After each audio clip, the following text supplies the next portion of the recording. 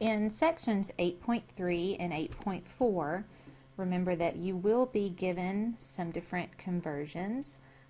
Actually, the ones I have up here for you right now will be given to you on your test. So we're going to use some of these as we work through some examples on your handout. Okay, so the following is a handout that you have access to. If I were you, I would print it. There are answers included at the bottom of the handout. So I'm going to work just a couple from each section. Okay, the first one would use the fact that we know that Fahrenheit is equal to 1.8 times Celsius plus 32. So in this first one, we know what the temperature is in Fahrenheit. Then I'm going to plug in 34 for F equals 1.8 times Celsius plus 32.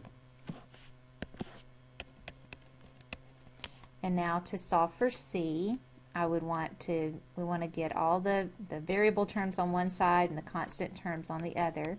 So I'm going to subtract 32 from both sides, which would leave me with 2 is equal to 1.8 times Celsius. And then to get C by itself, we would divide both sides by 1.8.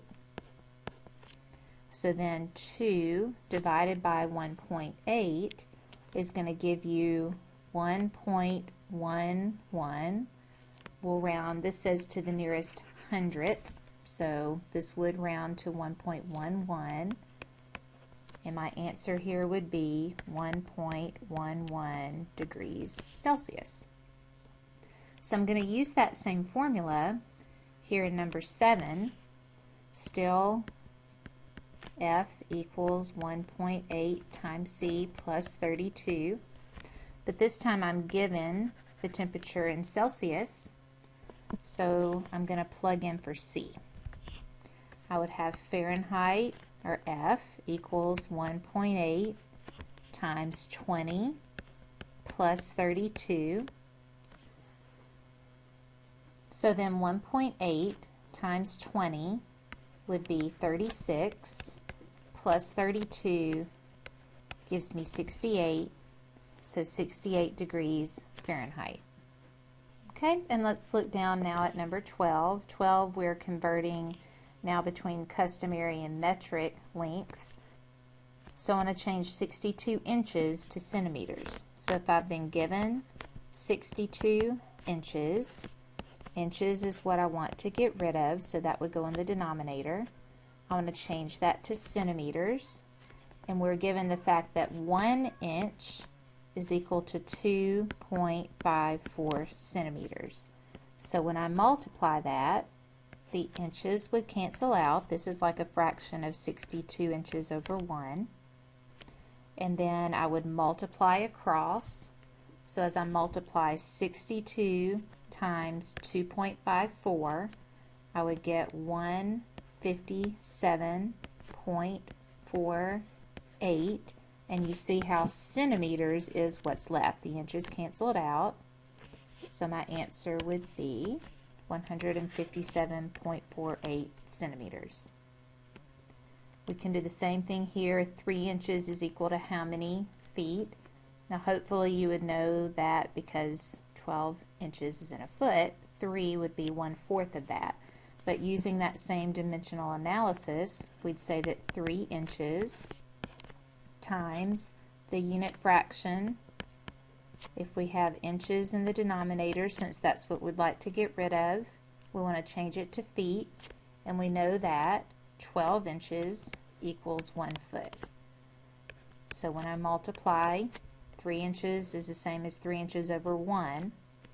The inches would cancel out. In fact, we also have a factor of 3 if we want to cancel that out, or simply multiply across, which would give me 3/12 of a foot, which is, if you want to, in your calculator, take 3 and divide it by 12, it's 0.25 of a foot, or 1/4 of a foot. but since we've been asked to round to hundredths, we'll keep that in decimal form. Now we're going to convert the following measurements using these given conversions. So let's change 16 quarts to gallons. So if I look over here, I do have that 1 gallon is equal to 4 quarts. So 16 quarts.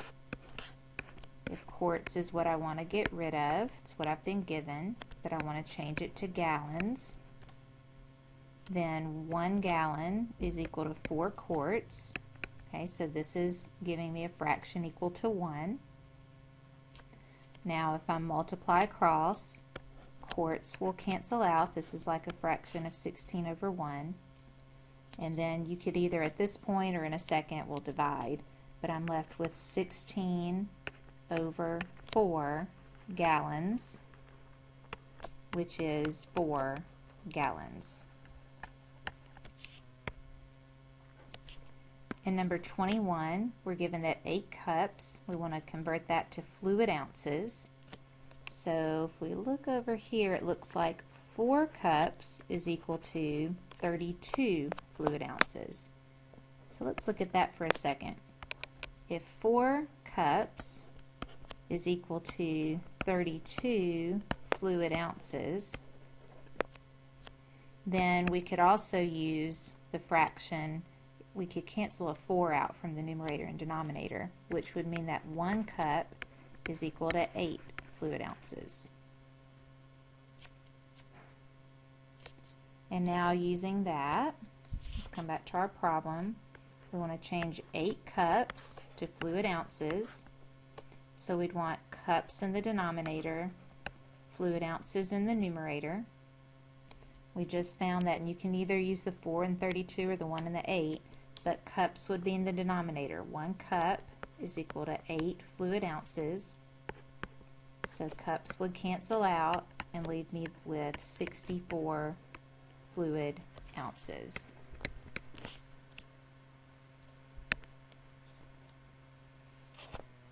And turning the page, number 25, we're converting from fluid ounces to cups. Now on the previous problem, we found that 1 cup was the same as 8 fluid ounces. And so I'm going to use that unit fraction. 12 fluid ounces is equal to how many cups? So if we're given fluid ounces, when I multiply that fraction by 1, we would want 8 fluid ounces in the denominator and 1 cup in the numerator. The fluid ounces would cancel. I would end up there with 12 eighths of a cup. You can do that in your calculator or simplify by canceling out a factor of 4, but we will end up with 1.5 cups.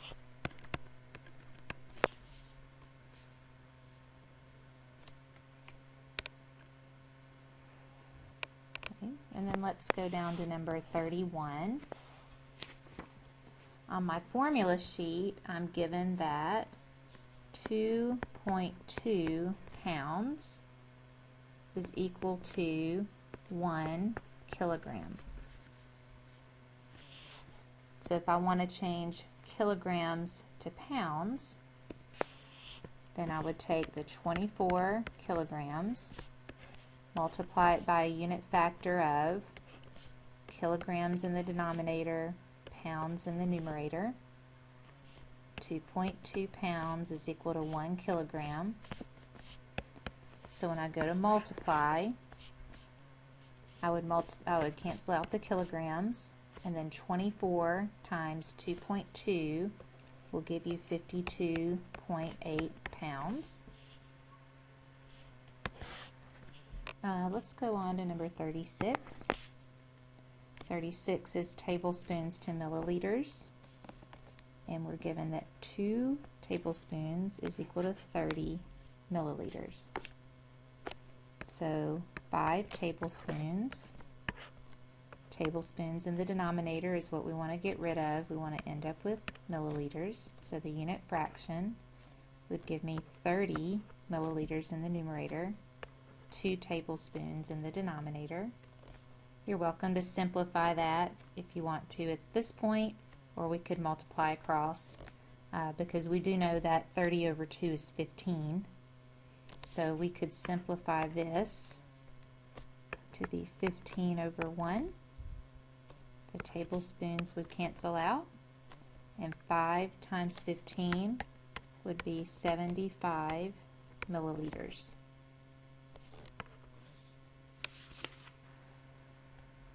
Now it's your turn to try the rest of these. The answers are given on the last page of the handout. This is not something that you'll turn in, but it's definitely great practice for you when test time comes around.